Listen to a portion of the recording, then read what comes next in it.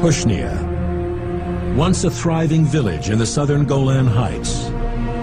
Today it's a scattered collection of ruins, a grim monument to the ferocity of the 1973 Arab-Israeli War. Syrian and Israeli tank forces clashed here in a historic encounter, now simply remembered as the Battle of Hushnia. October 9th.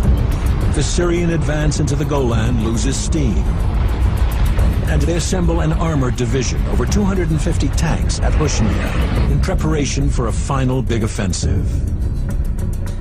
But in the 3 days since Syrian attacks on the Golan Heights began, the Israelis have mobilized hundreds of tanks and thousands of reserve soldiers. Most of them streamed towards Hushnia for a showdown with the Syrians. I received an order to cross the oil pipeline and advance and capture Hushnia. The Syrians held this place as their last stronghold on the Golan Heights.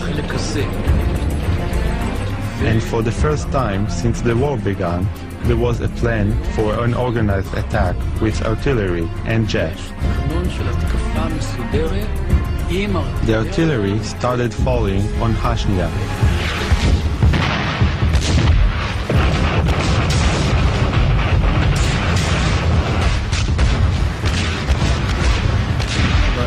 And we, in 2 squads of tanks, started to advance, crossing the territory from the oil line towards the village of Hushnia.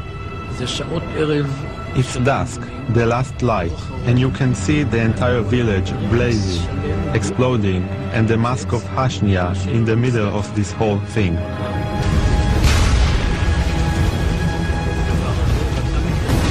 We advanced with the tanks, and the Syrians didn't escape. But it's dangerous, because everything is exploding and blazing around us. It's Dante, it's inconceivable, it's an inferno. And then, from within the village, outburst Syrian tanks and trucks. They are terrified, trying to escape, and I see a Syrian tank, and it isn't clear if it is able to get out.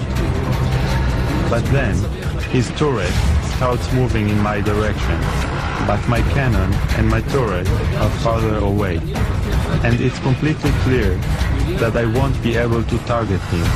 He's going to get a bead on me first, and if he does, then I'm a goner.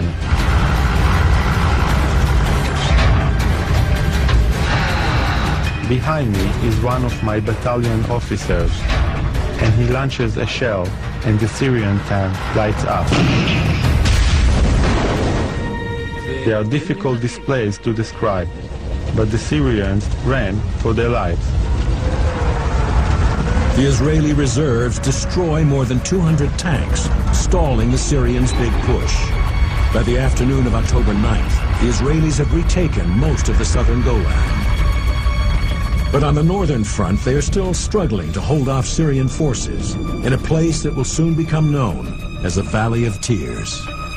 In the north, the remnants of the elite 7th Armored Brigade are still just barely holding back the Syrian 7th Infantry Division. The Syrians tried one last time to blast through the Israeli positions. They've got 200 tanks, half of them T-62s, and the Israelis are down to less than 30 Centurions.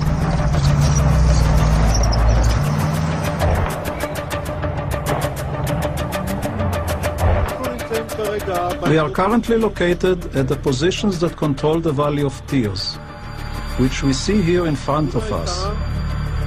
And when I arrive from Booster Ridge with 6 tanks, I realize that I am not going to make it to these positions, which are the best ones, and govern the entire width of the Valley of Tears.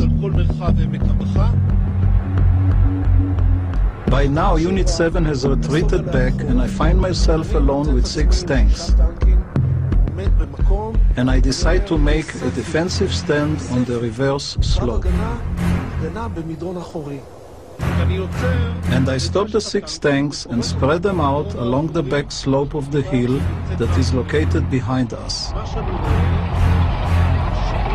and I see the smoke from the exhaust of the Syrian tanks over the hill. And I tell my men, you, see those moving on the other side of the hill? You, take those 3. You, these 2. You, these 3. And I let the Syrians come right over the hill.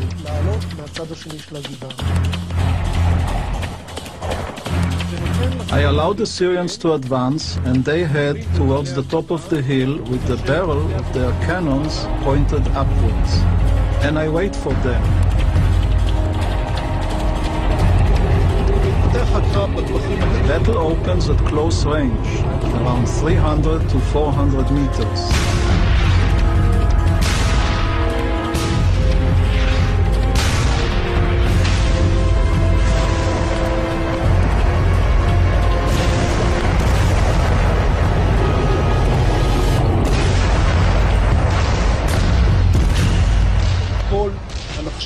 And we stopped their advance towards the main road. But in this battle, after we stopped the Syrian army, we had only 2 tanks left. On this side, at the foot of Mount Hermonite, we see today the same famous valley where the commander of the 77th Battalion, Colonel Kahalani, stood and blocked the Syrian advance through this valley.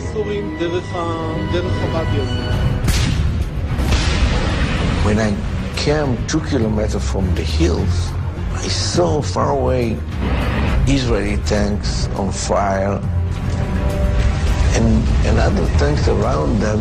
It was Syrian tanks. And I moved with my tanks to the valley. I was in shock. I called my commander and said, if you have any tanks in the area, send them immediately